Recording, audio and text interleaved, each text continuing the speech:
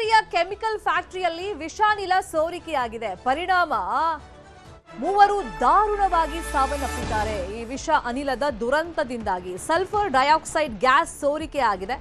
ಆ ವಿಷಾನಿಲ ದೇಹಕ್ಕೆ ಸೇರ್ಕೊಂಡಿದೆ. ಹಾಗಾಗಿ 3 ಜನ ಸಾವನ್ನಪ್ಪಿದ್ದಾರೆ. ಕಡೇಚೂರ್ ಬಾಡಿಯಾಳ ಕೈಗಾರಿಕಾ ಪ್ರದೇಶದಲ್ಲಿ ಈ ದುರಂತ ಸಂಭವಿಸಿರೋದು. ಸಿಐಎಲ್ ಲ್ಯಾಬ್ ಲಿಮಿಟೆಡ್ ಕಾರ್ಖಾನೆಯಲ್ಲಿ ದುರಂತ ಸಂಭವಿಸಿದೆ. 2 ಕಾರ್ಮಿಕರು ರಾಯಚೂರು ರಿಮ್ಸ್ ಆಸ್ಪತ್ರೆಗೆ ದಾಖಲಾಗಿದ್ದಾರೆ. ಈ ವಿಷಯ ಗೊತ್ತಾಗ್ತಾ ಇದ್ದಂಗೆ ಡಿಸಿ ಹಾಗೇನೆ ಎಸ್ಪಿ ಕಾರ್ಖಾನೆಗೆ ವಿಸಿಟ್ ಮಾಡಿದ್ದಾರೆ, ಪರಿಶೀಲನೆಯನ್ನ ಮಾಡ್ತಾ ಇದ್ದಾರೆ. ಕಂಪನಿ ಮ್ಯಾನೇಜರ್ ಹಾಗೇನೆ ಆಡಳಿತ ಮಂಡಳಿ ಮೇಲೆ ಎಫ್ಐಆರ್ ಅನ್ನ ದಾಖಲು ಮಾಡಲಾಗಿದೆ. ಎನ್ಡಿಆರ್ಎಫ್ ಹಾಗೇನೆ ಫೋರೆನ್ಸಿಕ್ ತಂಡದಿಂದಲೂ ಕೂಡ ಪರಿಶೀಲನೆಯನ್ನ ಮಾಡಲಾಗ್ತಾ ಇದೆ. 2 ಕಾರ್ಮಿಕರು ರಿಮ್ಸ್ ಆಸ್ಪತ್ರೆಗೆ ದಾಖಲಾಗಿದ್ದಾರೆ. 3 ಜನ ಸಾವನ್ನಪ್ಪಿದ್ದಾರೆ ಈ ವಿಷ ಅನಿಲ ಸೋರಿಕೆಯಿಂದಾಗಿ, ಅದರ ಸೇವನೆಯಿಂದಾಗಿ. ಸ್ಥಳಕ್ಕೆ ಹಿರಿಯ ಅಧಿಕಾರಿಗಳು ಬಂದಿದ್ದಾರೆ, ಡಿಸಿಎಸ್ಪಿ ಬಂದಿದ್ದಾರೆ. ಇನ್ನು ಮೃತ ಕುಟುಂಬಸ್ಥರ ಆಕ್ರಂದನವನ್ನ ಗಮನಿಸ್ತಾ ಇದ್ದೀವಿ. ಯಾಕಂದ್ರೆ ಕಾರ್ಮಿಕರು ಬೇರೆ ಬೇರೆ ಊರಿಂದ ಬಂದಿರ್ತಾರೆ ಪಾಪ ಹೊಟ್ಟೆಪಾಡಿಗೋಸ್ಕರ. ಆದ್ರೆ ಇಲ್ಲಿ ಸುರಕ್ಷತೆ ಇರ್ಲಿಲ್ವಾ? ಹಾಗಾದ್ರೆ ಈ ವಿಷಾನಿಲ ಅಂತ ಗೊತ್ತಿದ್ರು ಕೂಡ ಒಂದಿಷ್ಟು ಸೇಫ್ಟಿ ಮೆಷರ್ಸ್ ಅಂತ ಕೈಗೊಳ್ಬೇಕು. ಇಲ್ಲಿ ನೆಗ್ಲೆಕ್ಟ್ ಮಾಡಕ್ ಹೋಗಿ ದುರಂತ ಸಂಭವಿಸ್ತಾ ಅಂತ ಹೇಳಿ ತನಿಖೆ ನಡೀತಾ ಇದೆ.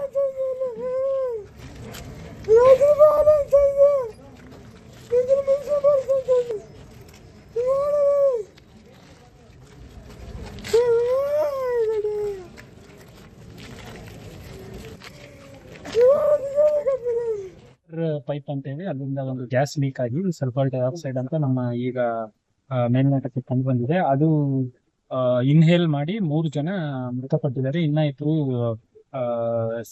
ಇದು ಗಾಯಾಳುಗಳನ್ನ ಈಗ ಇದರಲ್ಲಿ hospital Raichur institute of medical sciences ಗೆ ಅಡ್ಮಿಟ್ ಮಾಡಿದ್ದಾರೆ.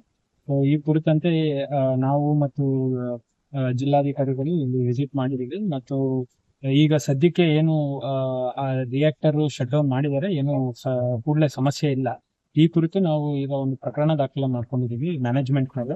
ಸೊ ಅದನ್ನ ತನಿಖೆ ಮಾಡಿ ಇದೇ ವಿಷಯವಾಗಿ ಇನ್ನಷ್ಟು ಡೀಟೇಲ್ ಆಗಿ ಇನ್ಫಾರ್ಮೇಶನ್ ಕೊಡ್ತಾ ಹೋಗೋದಕ್ಕೆ ಸ್ಥಳದಿಂದಲೇ ನೇರ ಸಂಪರ್ಕದಲ್ಲಿ ಕನೆಕ್ಟ್ ಆಗಿದ್ದಾರೆ ನಮ್ಮ ರಿಪೋರ್ಟರ್ ಗಣೇಶ್ ಪಾಟೀಲ್. ಗಣೇಶ್ ಪಾಟೀಲ್, ಈ ಲ್ಯಾಬ್ ಸುಮಾರು ಎಷ್ಟು ಕಾಲದಿಂದ ಅಲ್ಲಿ ಕಾರ್ಯನಿರ್ವಹಣೆ ಮಾಡ್ತಾ ಇದೆ? ಈಗ ವಿಷಾನಿಲ ಸೋರಿಕೆ ಆಗಿದೆ, ಅಲ್ಲಿ ಎಷ್ಟು ಜನ ಕಾರ್ಮಿಕರು ಕೆಲಸ ಮಾಡ್ತಾ ಇದ್ರು, ಮತ್ತೆ ಆಸ್ಪತ್ರೆಗೆ ಸೇರಿರೋ ಪರಿಸ್ಥಿತಿ ಹೆಂಗಿದೆ, ಮತ್ತೆ ಸುತ್ತಮುತ್ತ ಜನವಸತಿ ಪ್ರದೇಶ ಏನಾದ್ರೂ ಇದೆಯಾ, ಮತ್ತೆ ಅದು ಹರಡದ ರೀತಿಯಲ್ಲಿ ಯಾವ ತರ ಇಮಿಡಿಯೇಟ್ ಆಗಿ ಕ್ರಮಗಳನ್ನು ಕೈಗೊಂಡಿದ್ದಾರಲ್ಲಿ? ಎಸ್ ಶರ್ಮಿತಾ ಶೆಟ್ಟಿ, ಏನು ಇದು ಯಾದಗಿರಿ ತಾಲೂಕಿನ ಹೊರಭಾಗದಲ್ಲಿ ಕಡೇಚೂರು ಬಾಳೆಹಣ್ಣು ಇಂಡಸ್ಟ್ರಿಯಲ್ ಏರಿಯಾದಲ್ಲಿ ಇರ್ತಕ್ಕಂಥ ಕೈಗಾರಿಕಾ ಪ್ರದೇಶ. ಇಲ್ಲಿ ಏನು ಕೆಮಿಕಲ್ ಸ್ಫೋಟದಿಂದಾಗಿ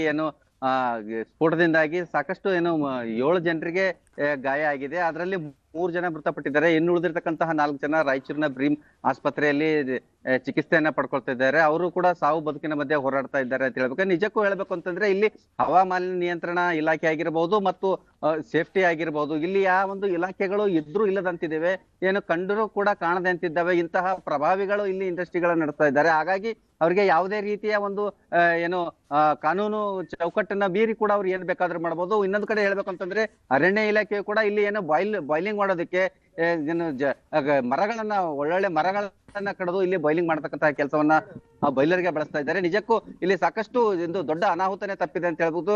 ಒಂದು ಕಳೆದ 2 ವರ್ಷಗಳ ಹಿಂದೆಯೂ ಕೂಡ ಇಲ್ಲಿ ಒಂದು ಅಗ್ನಿ ಅವಘಡ ಐತೆ. ಇದೇ SIL ಕಂಪನಿಯಲ್ಲೇ ಕೂಡ ಇದೇ ಒಂದು ಲ್ಯಾಬೊರೇಟರಿಯಲ್ಲಿ ಒಂದು ಅಗ್ನಿ ಅವಘಡ ಆಗಿತ್ತು. ಆಗ್ಲೂ ಕೂಡ ಎಚ್ಚೆತ್ತುಕೊಂಡಿಲ್ಲ. ಸಾಕಷ್ಟು ಬಾರಿ ಏನೆಲ್ಲ ಕ್ರಮಗಳಾದ್ರೆ ಈಗ 3 ಜೀವಗಳು ಕಳ್ಕೊಂಡಿದ್ದಾರೆ. ಕುಟುಂಬಸ್ಥರು ಕೂಡ ಸಾಕಷ್ಟು ಅವರ ಒಂದು ದುಃಖ ಮುಗಿಲು ಮುಟ್ಟಿದೆ ಅಂತ ಹೇಳ್ಬೇಕಾಗುತ್ತೆ. ನಿಜಕ್ಕೂ ಅವರ ಕುಟುಂಬಸ್ಥರು ಕೂಡ ಈ SIL ಕಂಪನಿ ಒಂದು ಲ್ಯಾಬೊರೇಟರಿ ಮುಂದ್ಗಡೆ ಕುತ್ಕೊಂಡು ಪ್ರತಿಭಟನೆಯನ್ನ ಮಾಡ್ತಾ ಇದ್ದಾರೆ. ನಮ್ಗೆ ನ್ಯಾಯ ಕೊಡಿಸ್ಬೇಕು, ಇಲ್ಲದೆ ಹೋದ್ರೆ ನಾವು ಇಲ್ಲಿಂದ ಎದ್ದೋಗೋದಿಲ್ಲ, ಏನೋ ಮೃತದೇಹಗಳನ್ನು ಕೂಡ ನಾವು ಇಲ್ಲಿ ತಂದಿಟ್ಟು ಪ್ರತಿಭಟನೆಯನ್ನ ಮಾಡ್ತಕ್ಕಂತ ಕೆಲಸ ಮಾಡ್ತಿದ್ದೇವೆ ಅಂತ. ಒಂದ್ ಕಡೆ ಯಾದಗಿರಿ ನೂತನ ಉಸ್ತುವಾರಿ ಸಚಿವರಾಗಿರ್ತಾರೆ ಶರಣಪ್ರಕಾಶ್ ಪಾಟೀಲ್ ಅವರು ಕೂಡ ಯಾದಗಿರಿ ಜಿಲ್ಲೆಗೆ ಬಂದಿದ್ದಾರೆ. ಆದ್ರೆ ಈ ಒಂದು ಕಡೇಚೂರು ಬಾಳೆಹಣ್ಣು ಇಂಡಸ್ಟ್ರಿಯಲ್ಸ್ ಮೃತಪಟ್ಟಿರ್ತಕ್ಕಂಥ ಈ ಒಂದು ಘಟನಾ ಸ್ಥಳಕ್ಕೆ ಅವರು ಕೂಡ ಬರ್ಬೇಕಾಗಿತ್ತು. ಆದ್ರೆ ಅವರು ಬರ ವೀಕ್ಷಣೆ ಮಾಡೋದಕ್ಕೆ ಹೋಗಿದ್ದಾರೆ. ಒಟ್ಟಾರೆಯಾಗಿ ಇಲ್ಲಿ ಸತ್ತಂತರಿಗೆ ಮೃತಪಟ್ಟಿರ್ತಕ್ಕಂಥವ್ರಿಗೆ ಯಾವುದೇ ಒಂದು ನ್ಯಾಯ ಸಿಗುತ್ತಾ ಅಂತ ಕಾದು ನೋಡ್ಬೇಕಾಗಿದೆ. ಕುಟುಂಬಸ್ಥರು ಕೂಡ ಪ್ರತಿಭಟನೆ ಮಾಡ್ತಾ ಇದ್ದಾರೆ. ಶರ್ಮಿತಾ ಶೆಟ್ಟಿ, ಫಾಲೋ ಅಪ್ ಮಾಡೋಣ ಈ ಸುದ್ದಿನ. Thank you Ganesh Patil.